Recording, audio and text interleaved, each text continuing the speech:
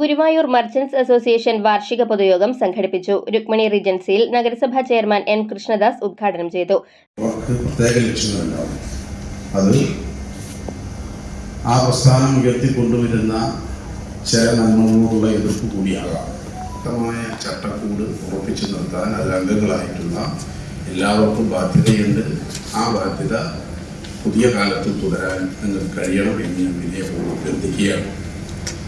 വ്യാപാര സമൂഹം വളരെ ഗൗരവപ്പെട്ട പ്രശ്നങ്ങളെ, പ്രതിസന്ധികളെ അഭിമുഖീകരിക്കുന്ന ഒരു കാലം.